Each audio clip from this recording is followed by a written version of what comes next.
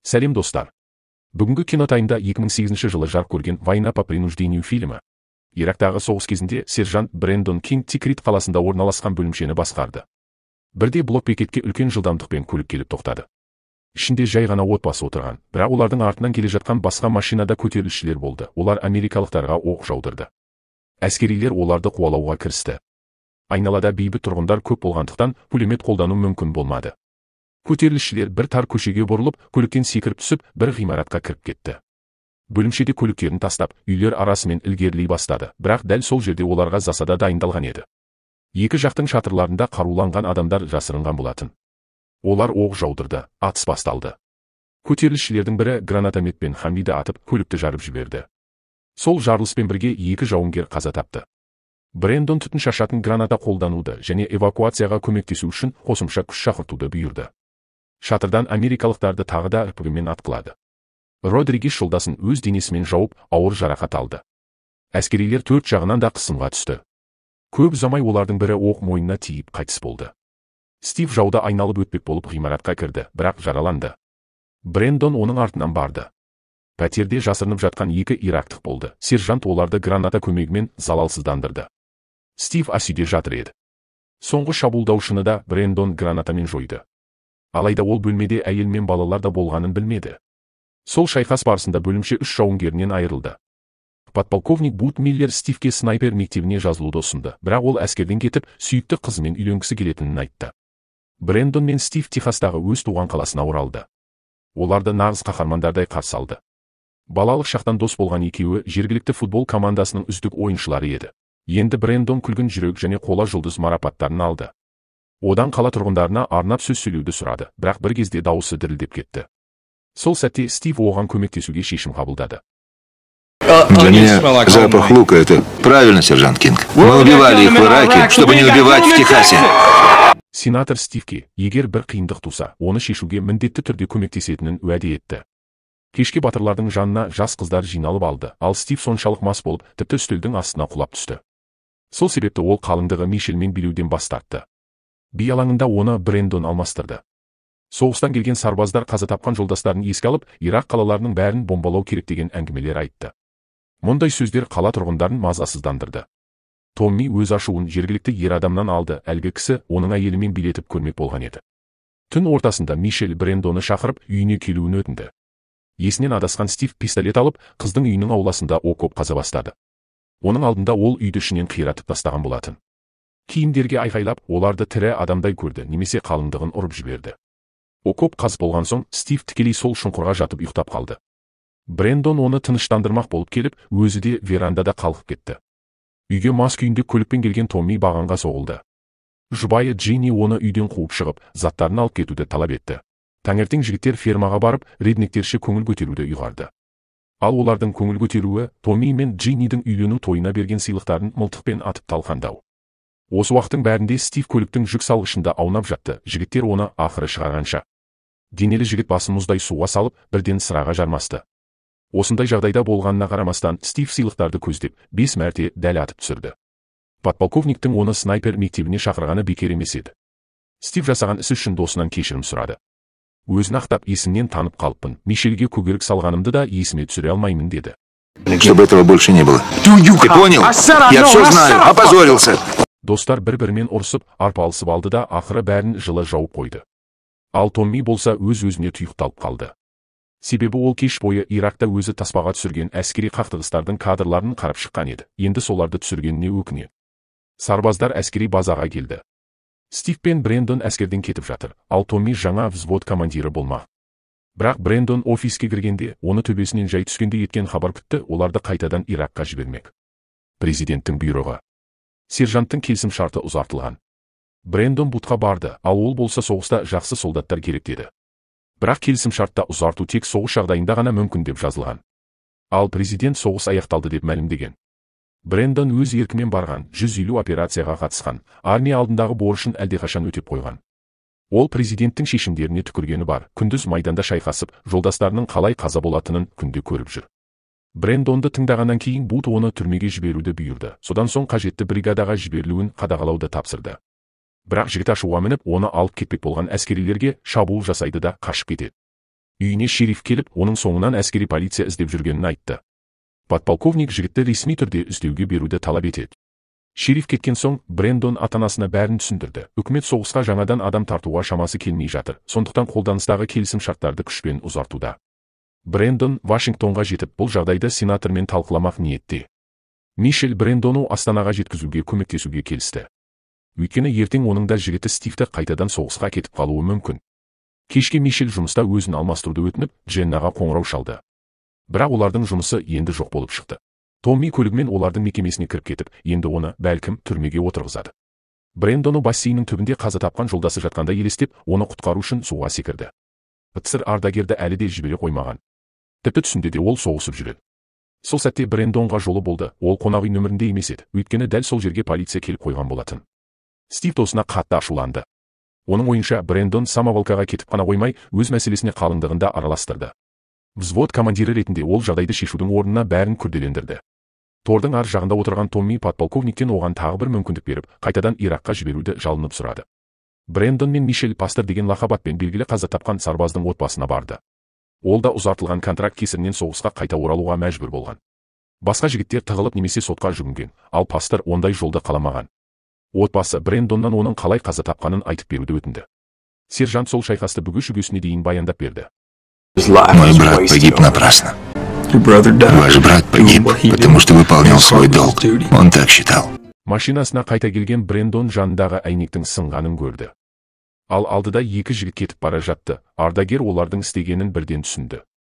Ұрылар көліктен тартқан заттарды қарап тұр екен. Брэндон олардан ұрланған дүниесін қайтаруды талап етті, бірақ арт жағынан үшіншісі шығып, қолындағы таяқпен оған тап берді.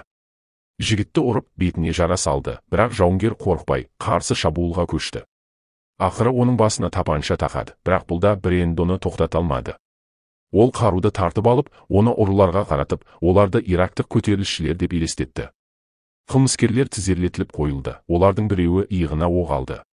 Брэндон ойынды жалғастырмақ болды, бірақ осы кезде Мишель көлікпен келіп, одан тапаншаны беруді өтінді.